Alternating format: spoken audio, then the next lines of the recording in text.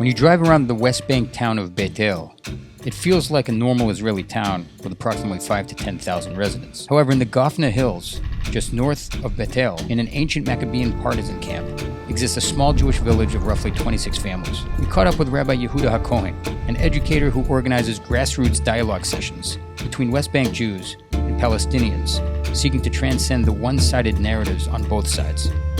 In this episode, we take a casual stroll through his neighborhood and discuss life on the mountain.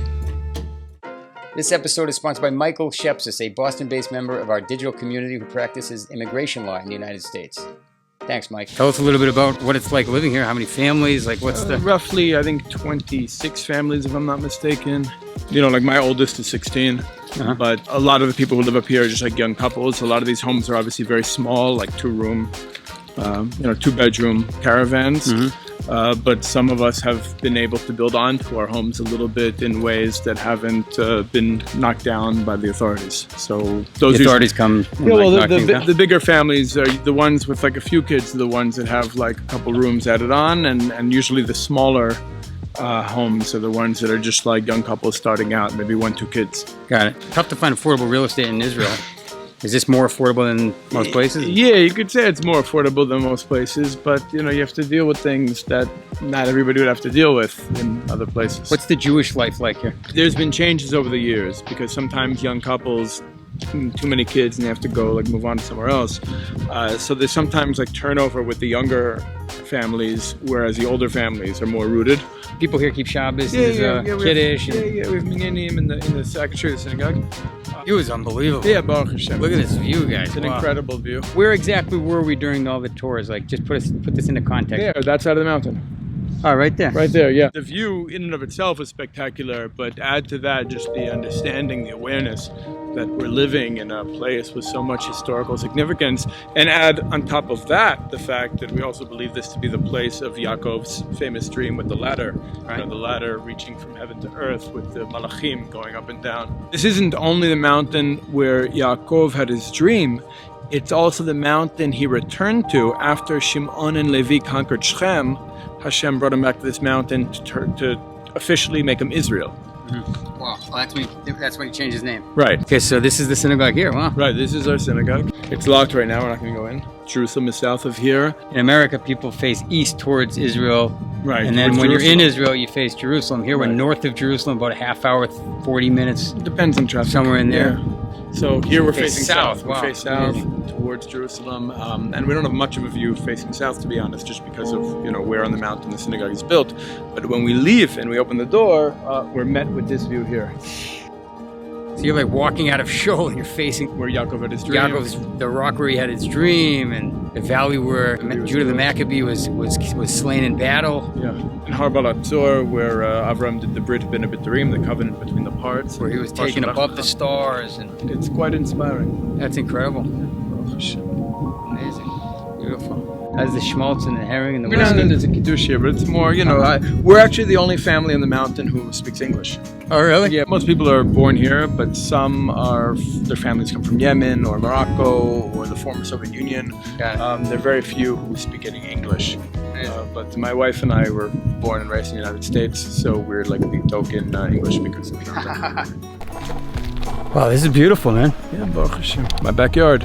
Yeah. You have to pay a premium to be here, or what? It's a complicated situation. It always is. Only in Israel. Participating in the redemption process, Yeah. A lot of instability, but some of us do okay in unstable situations. Tell us a little bit about the instability, if you can. No, just the idea of not knowing if you're permanent here or not permanent here. The whole two-state paradigm makes it, aside from what it does to Palestinians, it creates a lot of uncertainty for Jews. Do you want to invest in a home? Do you not want to invest in a home? Are you worried that the government will destroy it if the Americans apply too much pressure? So, we have to kill that two-state paradigm and find a way to live together here with our neighbors in such a way that works well for both of us. I think that's the key, right? That's definitely in a way that's going to work for both. Yeah. Both peoples. Right. What are your thoughts on that? I mean, do you have a relationship with your Arab neighbors? Yeah, I've been doing work with Palestinians for about 12 years now. What type of work? reconciliation work, mostly creating dialogue sessions for some of the most radical Jews and Palestinians really living their people's stories, really willing to fight, kill, and die for what we believe to be important to our story, to come together and really engage with the identity, the narrative, the aspirations of the other. Because I think we both have a very unhealthy, principled refusal to even understand how the other experiences himself here. I think both sides have that. What do you mean? I think there are a lot of people on our side who are threatened by the very idea of Palestinian identity. And there are a lot of people on the other side who are threatened by the very idea of Jewish identity, like Jewish peoplehood. I always find it like strange how every country has political dynamics. You know, you have Republican and Democrat and then other in the United States, and every other country has the freedom to have a diverse body of citizenry. And then come to Israel, it's like, oh, everyone thinks this or that, you know, like whether it be the Palestinians, they all think one thing, or the Jews think all that. And so we have our different clearly camps. a mosaic, but for some reason psychologically on the international stage, people oversimplify things.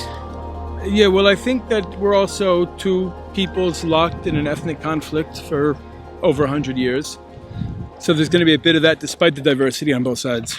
I think we're living in two completely different movies. And when I say a narrative, I really mean a collection of facts that are selectively chosen, organized a certain way to tell a story, and contextualized within an ideological worldview.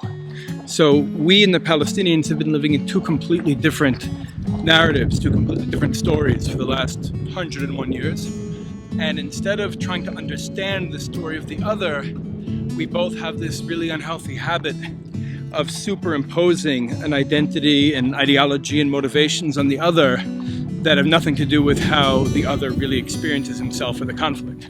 So we're each fighting our fantasy antagonist. We're not fighting each other, we're each fighting our fantasy antagonist, and often employing counterproductive methods of struggle which don't end up having the results that we're looking for.